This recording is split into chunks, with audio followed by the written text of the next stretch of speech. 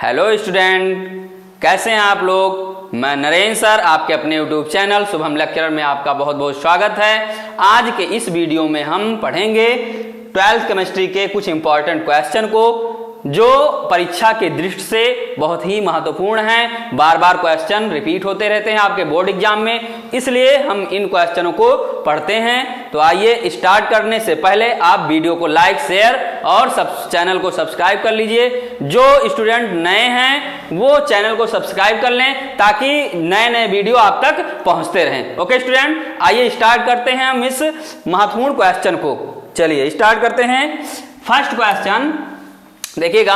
First question, शुष्क ether की उपस्थिति में सोडियम तथा एक यौगिक ए के 2 मोल आपस में अपक्रिया करके एथेन बनाते हैं। यौगिक ए का एक क्या है, रासायनिक समीकरण भी लिखिए। ठीक है, यह क्वेश्चन आपके कार्बनिक रसायन से लिया गया है। सेकंड पार्ट 12th केमिस्ट्री के सेकंड पार्ट से लिया गया है।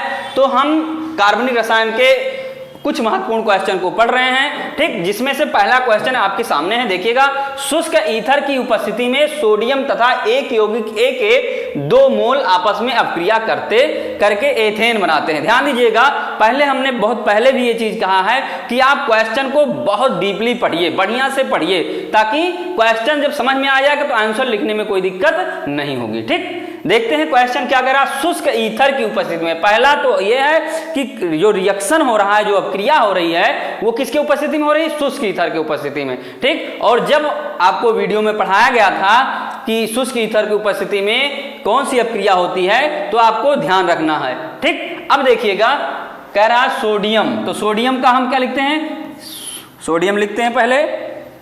ये हो गया, क्या हो गया, सोडियम Na। ठीक, क्या हो गया, Na तथा एक यौगिक A, मान लीजिए यहां कोई यौगिक ये है। ठीक, और Na से क्या करता है, रिएक्शन करता है। Na से रिएक्शन करता है। ध्यान दीजिएगा, जो क्वेश्चन कह रहा है अभी उसको हम दिखा रहे हैं आपको। ठीक, क्या करता है, ये एक यौगिक है जो Na से क्या करता है, रिएक्शन करता है। A के 2 मोल, अब A के 2 मोल मतलब 2, ये Na से रिएक्शन करता है।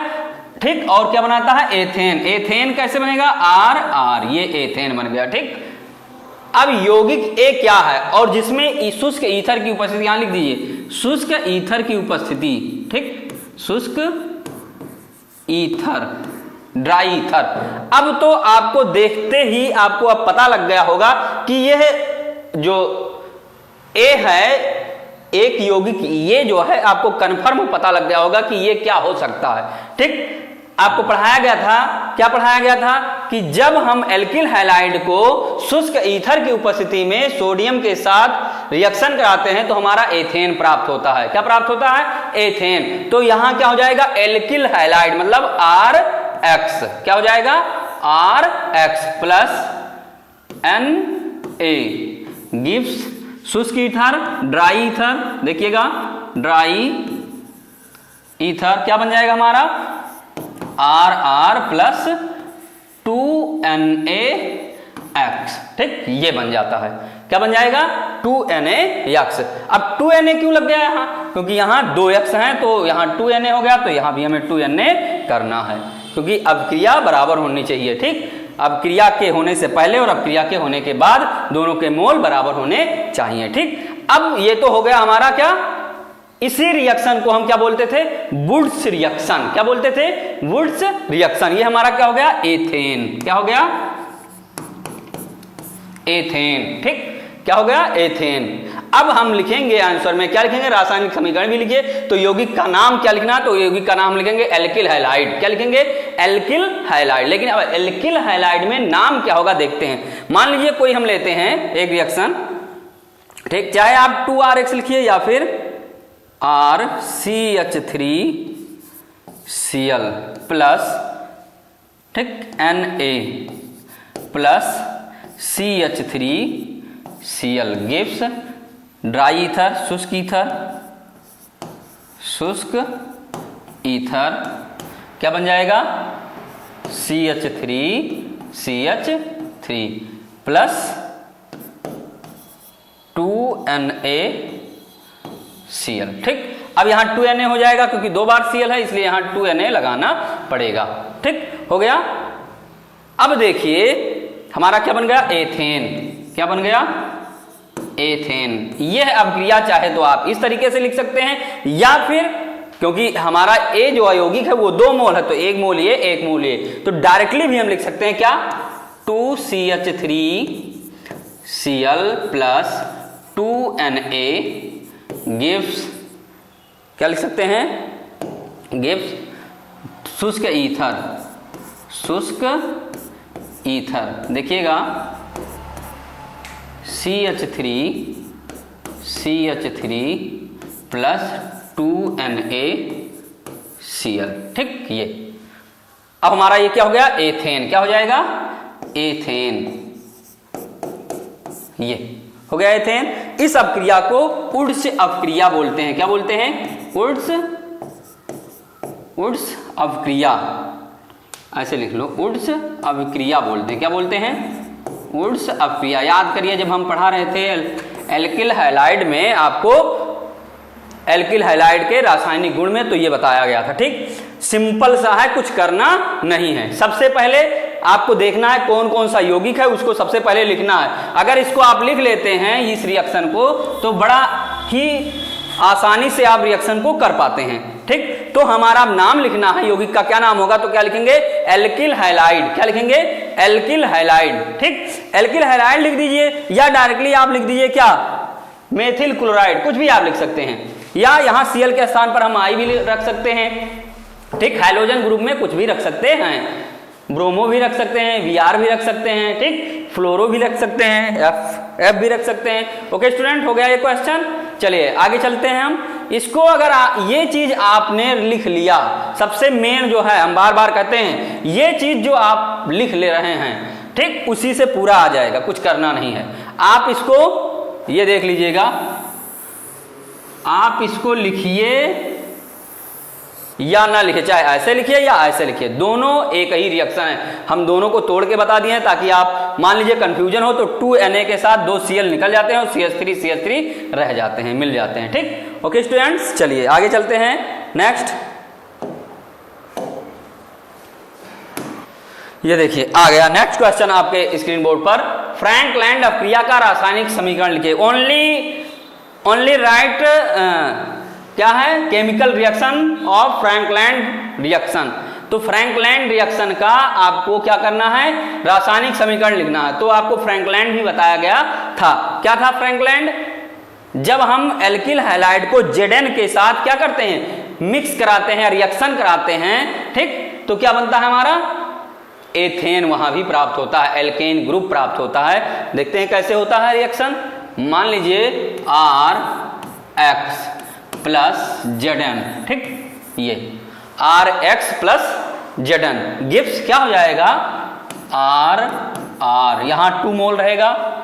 क्या रहेगा, 2 मोल रहेगा। क्या रहेगा, 2 मोल। ठीक, RR प्लस ZnX2, ये इसे हम बोलते हैं फ्रैंकलैंड अपक्रिया। भी शुष्क ईथर की उपस्थिति में होता है, इसे क्या बोलते हैं, फ्रैंकलैंड अपक्रिया। या आप ऐसे लिख दीजिए RX plus Zn plus RX, यहां भी ऐसे लिख सकते हैं हम। ठीक, तो क्या बन जाएगा, RR प्लस ZnX2।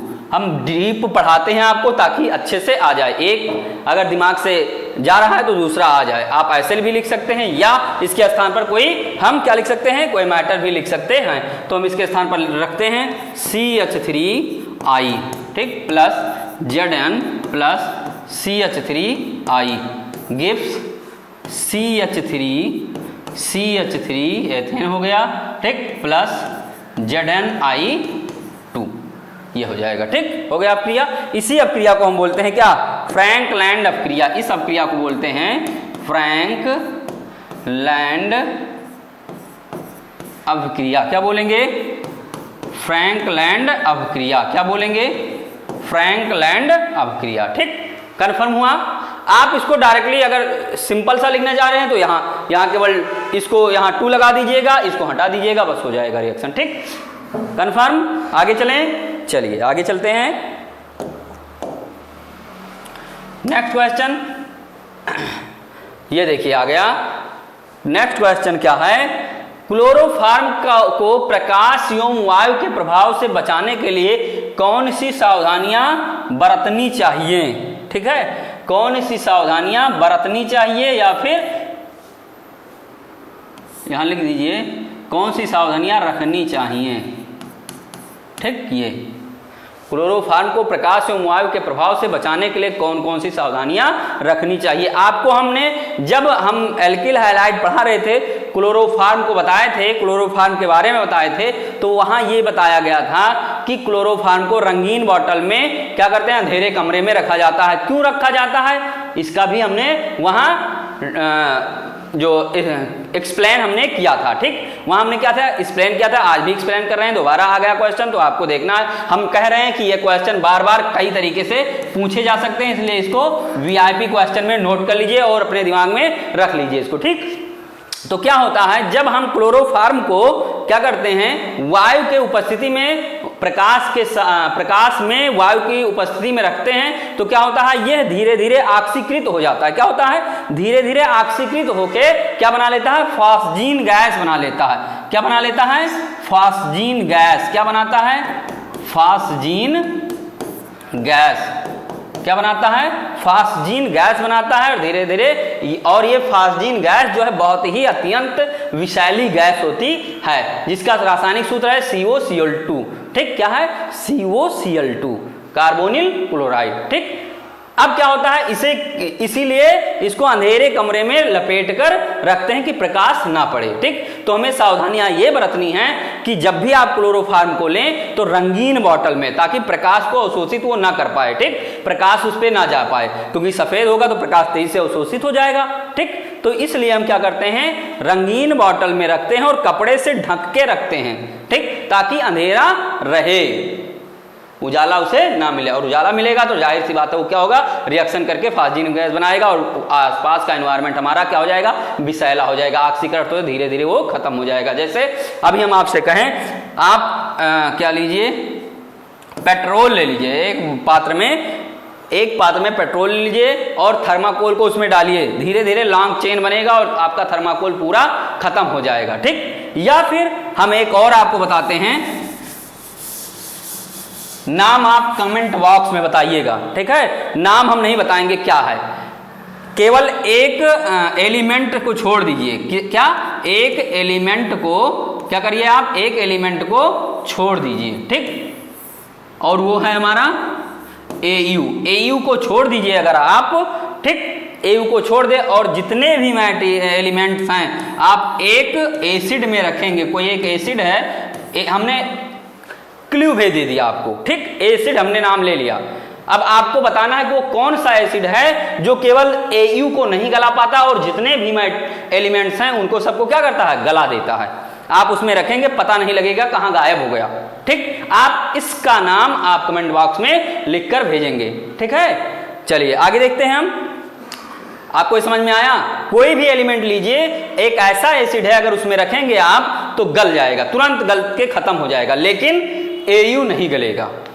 आपको कमेंट बॉक्स में ये चीज लिख के बताना, सर ये होगा, एसिड का नाम आपको बताना है। ठीक, ओके स्टूडेंट, चलिए आगे बढ़ते हैं हम। क्या है, CHCl3। क्या है, CHCl3 क्लोरोफॉर्म को रंगीन बोतलों में काले कागज में लपेटकर अंधेरे में तथा 1% C2H5OH की कुछ बूंद मिलाकर रखना चाहिए, क्योंकि ये ऑक्सीकृत ना हो पाए, ऑक्सीकृत होकर फॉस्जीन गैस बना लेगा जो विषैली होती है, इसलिए हमें इसे हमेशा अंधेरे कमरे में रखा जाता है। चलिए आगे देखते हैं नेक्स्ट क्वेश्चन।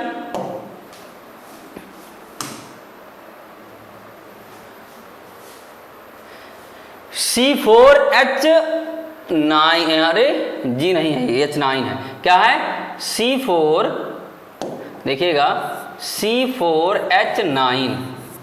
ठीक, Vr सूत्र वाले यौगिक के सभी समावयवी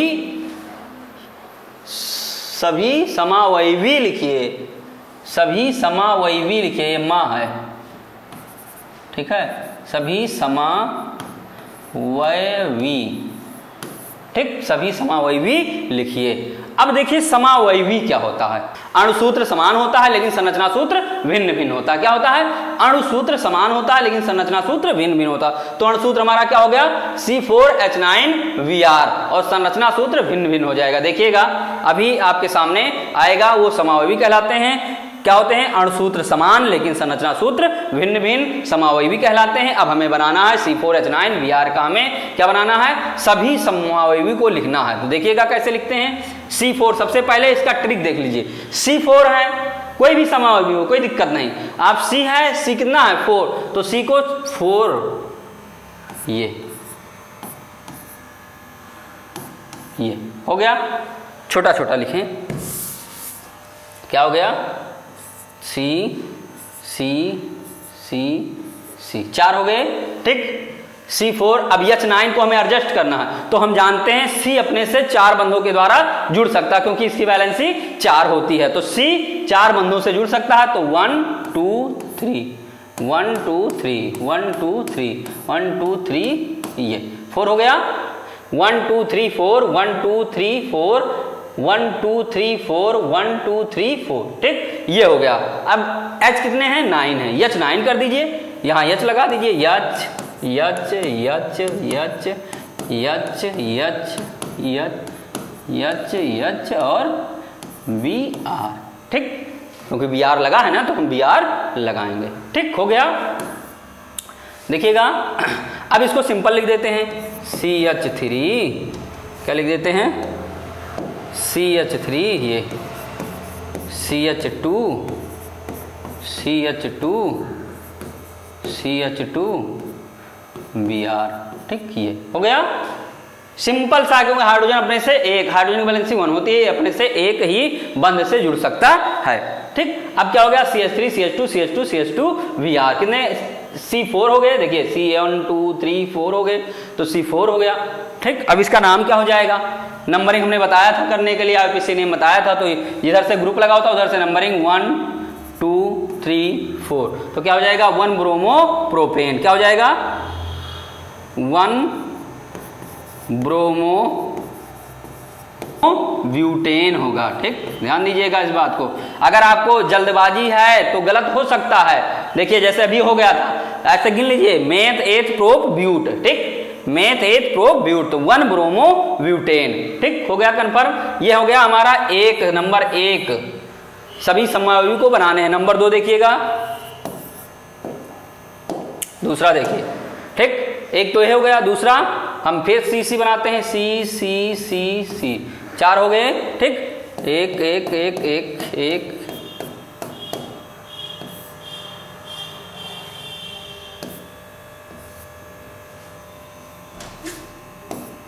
ठीक,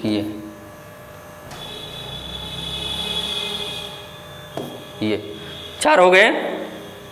अब हमें क्या करना है? Br को ऐड करना है, तो यहाँ H कर दीजिए, यहाँ H कर दीजिए, H H H, यहाँ भी H, यहाँ Br कर दीजिए, H H H हो गया। देखिए एडजस्ट हो गया। ये Br को हमने यहाँ कर दिया, कहाँ कर दिया? इस Br को सेकंड कार्बन पर कर दिया हमने, इस Br को हमने सेकंड कार्बन पर कर दिया, फिर भी हमारी बैलेंसी बराबर है। देखिएगा कैसे, अब इसको लिखते हैं तो कैसे लिखा जाएगा ये देख लीजिए।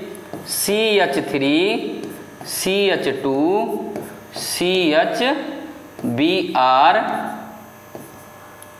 CHBr और CH3, ये ठीक क्या हो जाएगा? CH3 CH2 CHBr और CH3, एक हमारा ये बन गया। अब अणुसूत्र समान है लेकिन संरचना सूत्र अलग हो गया कि नहीं? ये 1 ब्रोमो था और इसका नाम हम लिखेंगे तो क्या हो जाएगा? 2 ब्रोमो हो जाएगा। क्या हो जाएगा? 2 ब्रोमो, क्या हो जाएगा? 2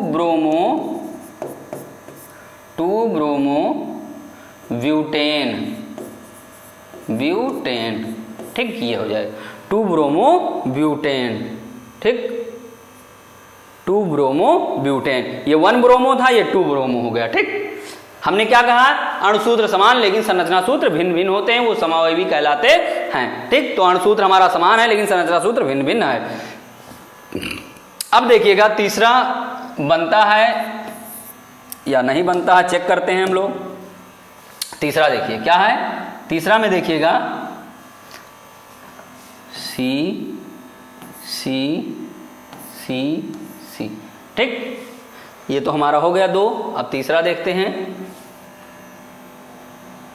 एच,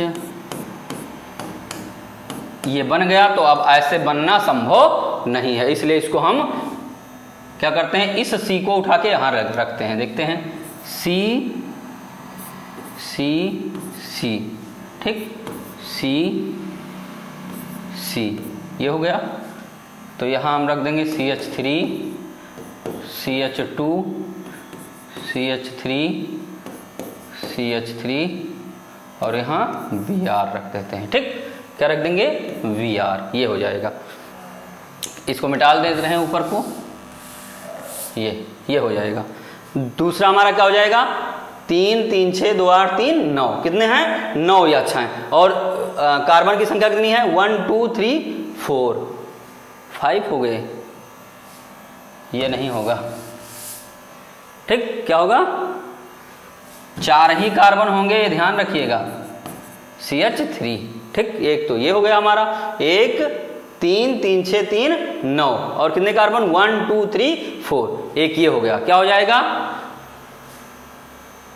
आइसो, या हम इसको क्या करते हैं, यहां ये रख देते हैं 3 और यहां Br, क्या हो जाएगा, ये नियोपेंटेन, सॉरी नियो 1 2 3, ठीक। तो 2 मेथिल 2 ब्रोमो, क्या हो जाएगा, 2 methyl 2 bromo 2 methyl 2 bromo propane, क्या हो जाएगा, 1 2 3, तो 2 मेथिल 2 ब्रोमो प्रोपेन, ठीक। क्या हो जाएगा, 2 मेथिल 2 ब्रोमो प्रोपेन। अब देखिएगा 3 हो गया, चौथा देखते हैं हम बनता है या नहीं। देखिएगा ध्यान, तीनों को बराबर करना, C4 है तो C4 ही होना चाहिए, अगर 5 हो जाएगा तो रॉन्ग हो जाएगा, ठीक। तो C4 1 2 3 4, C4 हो गए, H9 3 3 6 3 9, ठीक। ये हमारा कंप्लीट है। अब नेक्स्ट देखते हैं हम, चलिए चौथा लिखते हैं। चौथा देखते हैं क्या होता है, देखिएगा CH3 CH2 CH3 और CH2 Br, ये हो जाएगा हमारा चौथा। क्या हो जाएगा, CH3 CH CH3 CH2 Br, ठीक।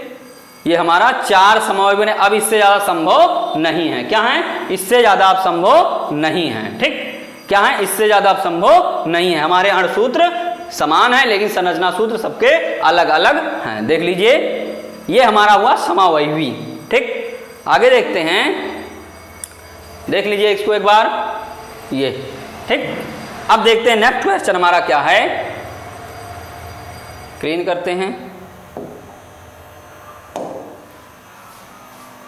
चलिए 5वां क्वेश्चन देखते हैं। क्या होता है जब मेथिल अल्कोहल का एसिटिल क्लोराइड के साथ अपक्रिया करता है। तो मेथिल क्लोराइड क्या हो जाएगा, CH3, मेथिल अल्कोहल को देखते हैं CH3OH plus acetyl chloride CH3COCl, ठीक, के साथ अपक्रिया कराता है तो क्या बनता है, देखिएगा क्या बनेगा, मेथिल एसीटेट CH3COOCH3, ठीक, प्लस HCl, ये बाहर निकल जाता है, इसे बोलते हैं मेथिल एसीटेट। क्या बोलेंगे, मेथिल एसीटेट, ठीक, ये हो गया। देख लीजिए, कुछ करना नहीं है, मेथिल अल्कोहल को एसिटिल क्लोराइड के साथ अपक्रिया कराते हैं तो हमारा मेथिल एसीटेट बनता है, ठीक। नेक्स्ट हम देखते हैं क्या है हमारा, विलियमसन संश्लेषण विधि द्वारा डायएथिल ईथर, क्या करना है, डायएथिल ईथर, क्या करना है, डायएथिल ईथर बनाने की विधि एवं रासायनिक समीकरण लिखिए, ठीक। तो क्या करते हैं हम, सोडियम एथॉक्साइड को लेते हैं CH3, ठीक, CH3 CH2ONA, ये हो गया हमारा सोडियम एथॉक्साइड को क्या करते हैं एथिल आयोडाइड के साथ CH3CH2I, ठीक, प्लस सॉरी गिब्स, क्या हो जाएगा, क्या बनेगा हमारा CH3CH2O CH2CH प्लस NaI, ठीक हो गया। इसे बोलते हैं सोडियम एथॉक्साइड। क्या बोलेंगे इसे? Die ethyl ether. Sodium ethoxide तो हो गया, डाई एथिल ईथर, ठीक, डाई एथिल ईथर हो जाएगा। क्या हो जाएगा? डाई एथिल ईथर, ठीक। हिंदी में लिख दे रहे हैं, हिंदी में हो गया, इंग्लिश में ही लिख दे रहे हैं, चलिए ठीक है। Die ethyl ether, die ethyl ether, ठीक। क्या हो जाएगा? Die ethyl ether. ये क्या है? विलियमसन संश्लेषण विधि है, ठीक हो गया। आगे देखिए, कुछ करना नहीं है। सोडियम एथॉक्साइड को जब एथिल आयोडाइड के साथ गर्म करते हैं तो हमारा क्या बनता है? डायथिल ईथर प्राप्त होता है, ठीक। चलिए नेक्स्ट हम देखते हैं, ल्यूकास परीक्षण क्या है? यह किस प्रकार के यौगिकों की पहचान में उपयोगी है? ल्यूकास परीक्षण क्या करते हैं? कमरे के ताप पर अज्ञात एल्कोहल की सूक्ष्म मात्रा में ल्यूकास अपकर्मक मिलाकर मिश्रण को हिलाते हैं। एल्कोहल Cl के साथ क्रिया करके एक एल्किल क्लोराइड बनाता है, जो परीक्षण विलयन में धुंधलापन उत्पन्न कर देता है। अगर विलयन में धुंधलापन उत्पन्न हो जाता है तो समझ लीजिए एल्किल क्लोराइड प्रेजेंट है या एल्किल हैलाइड प्रेजेंट है, ठीक। अगर धुंधलापन आता है तो एल्किल हैलाइड प्रेजेंट है, ठीक। क्या होता है देखिएगा, मान लीजिए कोई अज्ञात एल्कोहल है CH3OH हम लेते हैं। क्या लेते हैं? CH3OH ले रहे हैं, CH3OH हम ले रहे हैं, ठीक। और किसके साथ? HCl अपकर्मक के साथ रिएक्ट करता है तो हमारा क्या बन जाता है? CH3Cl plus H2O। क्या बन जाएगा? H2O। ये बन जाता है, मेथिल क्लोराइड बन जाता है। क्या बन जाता है? मेथिल क्लोराइड बन जाता है। ये क्या होता है? धुंधलापन होता है। क्या होता है? ये धुंधलापन उत्पन्न कर देता है, एकदम धुंधलापन उत्पन्न कर देगा, ठीक। जैसे धुआं नहीं होता ऐसे उत्पन्न कर देता है। तो हम पहचान जाते हैं कि ये क्या होता है? मेथिल एल्किल क्लोराइड होता है। तो हम तुरंत पहचान जाएंगे कि एल्किल क्लोराइड है। क्या होता है? HCl ल्यूकास जो अभिकर्मक है, कहाँ गया ये? ल्यूकास अभिकर्मक क्या होता है? HCl प्लस ZnCl2 होता है, ठीक। इसे क्या बोलते हैं? ल्यूकास अभिकर्मक। क्या बोलते हैं? ल्यूकास अभिकर्मक ZnHCl प्लस ZnCl2 का मिश्रण को हम बोलते हैं ल्यूकास अभिकर्मक। क्या बोलेंगे? ल्यूकास अभिकर्मक, ठीक। क्या बोलेंगे? ल्यूकास अभिकर्मक। अब हम इसका अगर यह रिएक्शन क्या होता है, अगर आई कर देंगे तो रिएक्शन नहीं होता, लेकिन जब गर्म करते हैं तो रिएक्शन स्टार्ट हो जाता है, ठीक। इतना जानिएगा। नेक्स्ट हमारा क्या है, देख लीजिए इसको। नेक्स्ट ये दिया गया है, तृतीयक एल्कोहल तुरंत ही धुंधलापन उत्पन्न कर देता है। ध्यान दीजिएगा इस बात को। तृतीयक एल्कोहल क्या होता है? तुरंत ही धुंधलापन उत्पन्न कर देता है। द्वितीयक एल्कोहल लगभग 5 से 10 मिनट पश्चात धुंधलापन उत्पन्न करता है। प्राथमिक एल्कोहल कमरे के ताप पर क्रिया नहीं करते हैं, परंतु गर्म करने पर धुंधलापन उत्पन्न कर देता है। ये एल्कोहल की क्वालिटी बताता है, ठीक, कि आप कैसे पहचानेंगे कौन सा एल्कोहल है। तो कौन सा एल्कोहल है उसको पता लगाने के लिए अगर तृतीयक एल्कोहल होगा तो तुरंत धुंधलापन उत्पन्न हो जाएगा। अगर द्वितीयक एल्कोहल है तो 5 से 10 मिनट बाद धुंधलापन उत्पन्न होगा। अगर प्राथमिक एल्कोहल है तो कमरे के ताप पर कोई क्रिया नहीं करेगा, जब आप गर्म करेंगे तो ही अब क्रिया करेगा और धुंधलापन देगा। जिससे हमें ये पता लग जाता है, क्या पता लग जाता है? जिससे हमें ये पता लग जाता है कि किस प्रकार के यौगिक हैं, ये दिया गया है। जैसे इससे पता लग जाएगा कि किस प्रकार के यौगिक हैं, ठीक। आगे नेक्स्ट देखते हैं हम।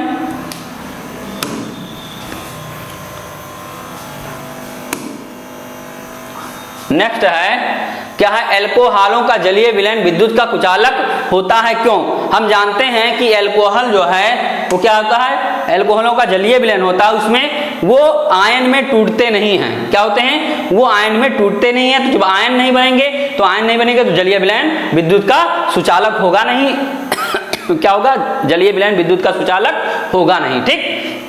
अगर आयन हो जाता, आयन में ब्रेक हो जाता, क्या होता, अगर अल्कोहल आयन में क्या आयनित हो जाते, अल्कोहल यदि आयनित हो जाते तो क्या होता है, विद्युत का सुचालक होता, तो आयनित होते नहीं, इसलिए विद्युत का कुचालक होगा। देखते हैं आंसर क्या दिया गया है। अल्कोहल सहसंयोजक आबंध वाले पाए जाने के कारण, यहां होगा सहसंयोजक आबंध पाए जाने के कारण, क्या होगा, सहसंयोजक आबंध पाए जाने के कारण इनके जलीय विलयन में कोई आयन उपस्थित नहीं होते हैं। आयनों की अनुपस्थिति के कारण इनका जलीय विलयन क्या होता है, विद्युत का कुचालक होता है। ठीक, क्या होता है, विद्युत का कुचालक होता है, क्योंकि CH3OH, मान लीजिए कोई भी अल्कोहल है CH3OH, ये दिया गया अल्कोहल, ये क्या होता है, इसमें सहसंयोजक जो बंध पाए जाते हैं, इसके कारण ये जलीय विलयन आयनित नहीं होते हैं, कि प्लस और माइनस में ये वियोजित नहीं होते, इसलिए ये विद्युत के कुचालक हैं। ओके स्टूडेंट्स, आगे देखते हैं। बहुत सिंपल है, ये अपने मन से भी कर सकते हैं क्वेश्चन को आराम से, कोई दिक्कत नहीं है। मेथिल अल्कोहल के दो भौतिक गुण लिखिए। क्या है, मेथिल अल्कोहल के यहां देखिए ये गड़बड़ लिखा हुआ है, मेथिल अल्कोहल के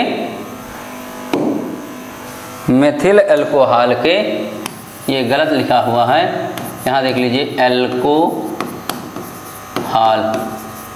मेथिल अल्कोहल के दो भौतिक गुणधर्म लिखिए। आंसर आपका क्या है, देखिएगा, अल्कोहल लिख लीजिए इसको, अल्कोहल। ठीक, क्या दिया गया आंसर, पहला, यह एक रंगहीन ज्वलनशील उदासीन द्रव है। क्या है, यह एक रंगहीन ज्वलनशील उदासीन द्रव है।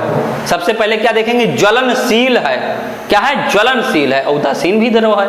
ठीक, इसका क्वथनांक 64 से 64.7 सेंटीग्रेड होता है। क्वथनांक कितना होता है, 64 से 64.7 सेंटीग्रेड होता है। ठीक, नेक्स्ट, ये तो सिंपल है, इसका 1 नंबर में कभी आ जाता है, 1 नंबर में, कितने नंबर में, 1 नंबर में क्वेश्चन ये आ जाता है। ठीक, नेक्स्ट क्वेश्चन क्या है, देखते हैं। नेक्स्ट क्वेश्चन हमारा है, पिक्रिक अम्ल का संरचना सूत्र क्या है। क्या है, पिक्रिक अम्ल का संरचना सूत्र क्या होता है। ठीक, तो क्या होता है, बेंजीन रिंग में क्या करते हैं हम, जब अल्कोहल से इसको प्राप्त करते हैं, क्या करते हैं, बेंजीन क्या करते हैं, अल्कोहल से इसे प्राप्त करते हैं, अल्कोहल से पिक्रिक अम्ल बनाया जाता है। जब बेंजीन का रिएक्शन अल्कोहल से करते हैं तो पिक्रिक अम्ल बनता है। ठीक, नाइट्रोजन की उपस्थिति में।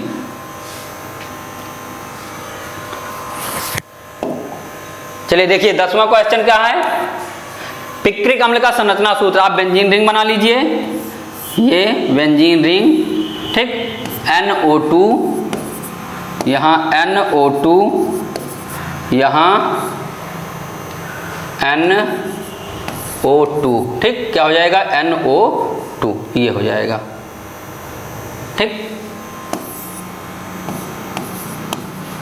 ये थोड़ा मिस्टेक हो गया, यहाँ N होना चाहिए, यहाँ O2 होना चाहिए। ठीक, कभी भी आप बंध जोड़ेंगे तो N से बंध जुड़ता है, प्रिंटिंग में थोड़ा दिक्कत है, तो ये क्या हो जाएगा, NO2, ट्राई नाइट्रोफिनॉल बोलते हैं। क्या बोलेंगे, ट्राई नाइट्रोफिनॉल, क्या बोलेंगे, ट्राई नाइट्रोफिनॉल। ठीक, ये ट्राई नाइट्रोफिनॉल इसका नाम हो जाएगा। क्या नाम हो जाएगा, ट्राई नाइट्रोफिनॉल। ओके स्टूडेंट्स, आगे देखते हैं। केवल संरचना सूत्र लिखना और कुछ करना नहीं। इसे पिक्रिक एसिड के नाम से भी जानते हैं। क्या जानते हैं, पिक्रिक एसिड। क्या जानेंगे, पिक्रिक एसिड। क्या जानेंगे, पिक्रिक एसिड के नाम से भी जानते हैं। ओके, चलिए ओके स्टूडेंट, आज का सेशन हम यहीं खत्म करते हैं। मिलेंगे हम अगले वीडियो में, तब तक के लिए आप लोग अच्छे से पढ़िए। ठीक, और वीडियो को लाइक शेयर कर दीजिए। जो चैनल पर नए स्टूडेंट्स जुड़ रहे हैं वो चैनल को सब्सक्राइब कर लें। Thank you, that's all.